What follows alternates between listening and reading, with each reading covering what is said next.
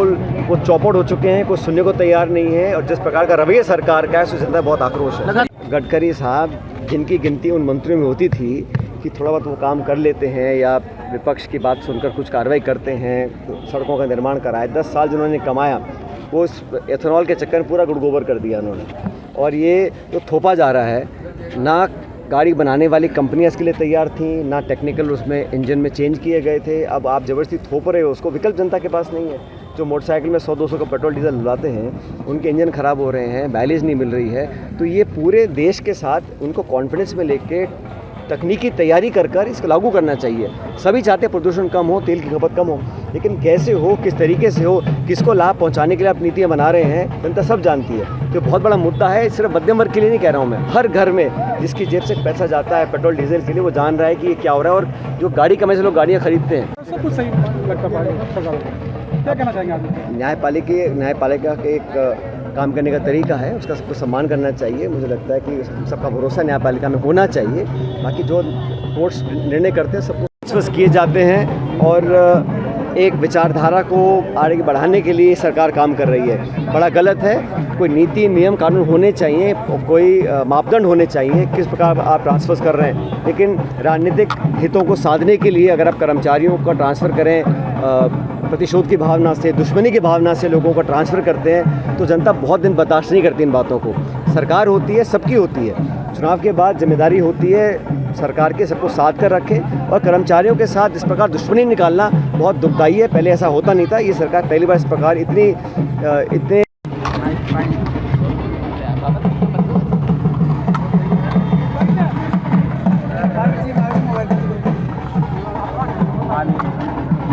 नीचे करो, नीचे करो।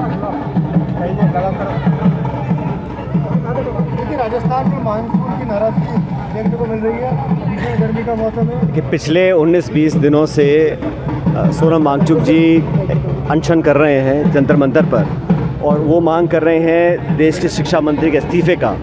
और मुझे लगता है कि सरकार को बहुत गंभीरता से उनकी मांग को लेना चाहिए, और जिस मुद्दे को लेकर वो अनशन कर रहे हैं उस मुद्दे के साथ साथ पूरी शिक्षा प्रणाली को बेहतर बनाने के लिए पेपर लीक हुए, घोटाले हुए, चोरियां पकड़ी गई, फर्जीवाड़ी हुआ, उस सब के विरोध में हमारी पूरी पार्टी और राहुल गांधी जी मुहिम छिड़े हुए हैं। कुछ दिन पहले कोटा में इस अभियान को शुरू हमने किया था, छात्रों की गूंज, उसी को लेकर आज राहुल गांधी जी उत्तराखंड के देहरादून में गए हैं। और लाखों करोड़ों छात्र जो हैं अपने आप को बड़ा वंचित महसूस करते हैं जब व्यवस्था में उनका विश्वास ख़त्म हो गया।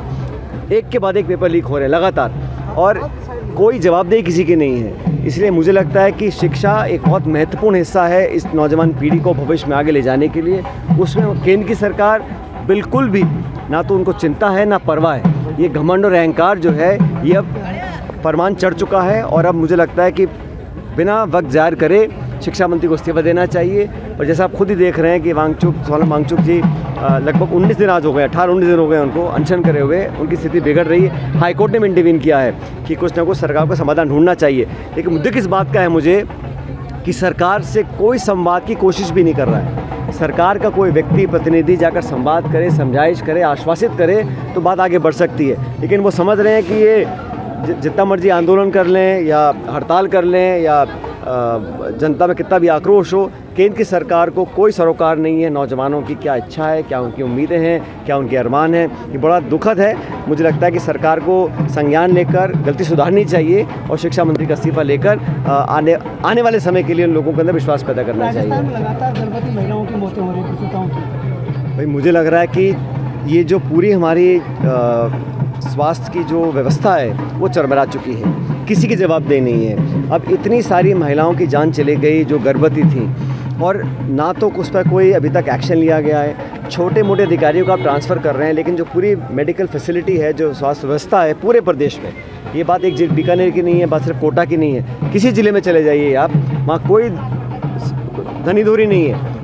आपके राज्य की खबरें, आपके शहर की खबरें सबसे पहले जानने के लिए देखते रहें अमर उजाला। चैनल को सब्सक्राइब जरूर कर लें और पाएं हर अपडेट।